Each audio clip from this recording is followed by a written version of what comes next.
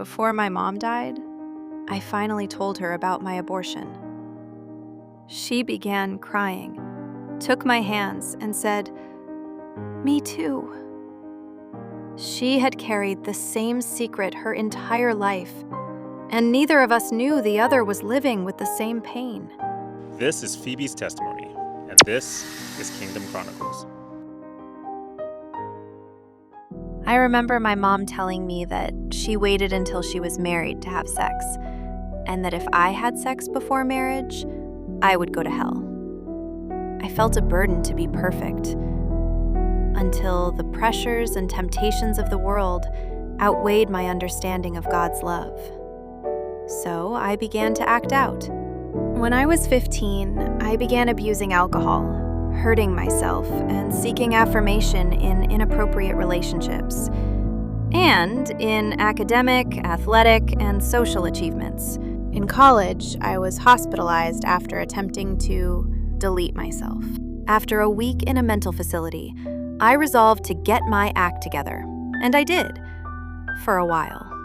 I went to law school, hoping to reinvent myself, but my demons were never far behind. My reckless, self-destructive behavior continued, and I found out I was pregnant just a few weeks into classes. Lying on the bathroom floor, I cried out to God and begged Him to take it away. I blamed Him for giving me this unwanted baby. The following days are foggy in my memory, but I have flashbacks of walking lifelessly through the law school halls, drinking and crying myself to sleep at night, and thinking of all the reasons I could not have a baby. I believed this news could end my parents' marriage, which was already hanging on by a thread. I thought that a baby would ruin my future, and the baby's father's future. I wondered if I would perpetuate the cycle of volatile mother-child relationships that had plagued my family. I decided to have an abortion. I believed I would probably kill myself afterward. And I remember thinking that it would be fair. The abortion process was traumatic and left me feeling dead inside. I went back to school a day or two later and didn't tell anyone what I had done. Between classes, I searched for empty bathrooms so I could cry out loud as I bled, the last remaining evidence that my baby had ever existed. I quit eating, doubled down on alcohol and cutting, and experimented with drugs. I named the baby, and at night, I would cry and talk to him or her, saying, "I'm sorry. I'm sorry. I'm sorry." I disavowed my faith. What kind of God would create this baby knowing I would kill it? Either there was no God, or He wasn't the kind of God I wanted to know. But God, despite my abortion, despite my rage, despite my blasphemy, the Lord never ceased to pursue me. He placed a Christian friend in my life in law school who sensed my pain and loved me consistently, though she never knew what had happened. My parents separated shortly after my abortion, which brought my mom to her knees before the cross, unlike ever before. It radically awakened her faith, and her new life became a witness to me. Ultimately, the Lord brought my now husband into my life. Although we were both lost at the time, God used Christian friends and our church to draw us to Himself. When the Lord removed the scales from my eyes, I saw my past and my identity in a new way. I had been afraid to view my abortion through God's eyes because I was ashamed, and I believed my abortion defined me. At the same time, I blamed God to justify my refusal to face Him. Now, I know God did not do this to me. He allowed me to suffer the natural consequences of my sin, and ultimately used my sin and suffering as a means to draw me to Him. I also know that viewing my abortion through God's eyes is the only way to freedom. I am not defined by my abortion. I am a new creation. The old has passed away. The new has come. 2 Corinthians chapter 5, verse 17. I do not have to be ashamed of my story because Christ makes beauty from ashes. And I am free to walk in His glorious light and use my story to comfort and encourage others.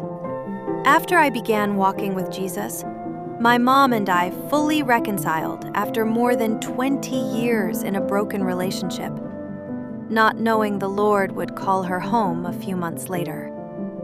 Before she died, I was able to share my testimony with her, including my story of abortion. When I was finished, she began crying. She took my hands and said, "Me too." She went on to share her own abortion story and how she had carried it in secret her entire life, telling only my dad.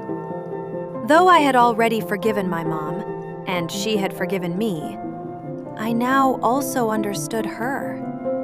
In trying to scare me away from the path she had walked in secret, she hoped to spare me from the pain she had endured. I grieve that she did not feel free to share her story with me before, and I hope that, in sharing my story now, I might encourage others to let the freeing light of Jesus shine into the darkness. People often say abortion is the easy way out. It is not. God, in His infinite mercy, spared me from many consequences of my sin, but I am not unchanged. There is a grief I will always carry. When I watch my beautiful daughter run at the park and feel my son kick in my belly, I am saddened to think of the baby I never allowed to run outside or even kick in the womb. I know when his or her due date comes, I still have nightmares. Though I am not defined by my abortion, and I am no longer a slave to it, my story is not as God intended. God's design for our lives is good and righteous. He never wants a mother or her baby to experience the tragedy of abortion. My hope for you is that you never do. That you believe the Lord's commands exist to give you abundant life, not to keep you from any good thing, and that you choose to walk in righteousness as He watches over your ways. If your story has already been touched by abortion, I pray you come to experience His forgiveness and freedom as I have. Have you ever had a secret that you've kept hidden because you were afraid of the shame that might come with it? Some secrets, they just feel too heavy to speak out loud. And we convince ourselves that if others knew the truth, the decisions that we regret and the pain that we've hidden, that we would be rejected or defined by our worst moments. Now, Phoebe's story, it reminds us that bringing something into the light doesn't erase the pain or mean that it didn't matter. She still grieves the child that she lost, and she'll most likely always carry that grief. But her abortion no longer has the final word over her life. The truth is that God already knows the parts of our stories we're most afraid to reveal, and we don't have to hide those from Him.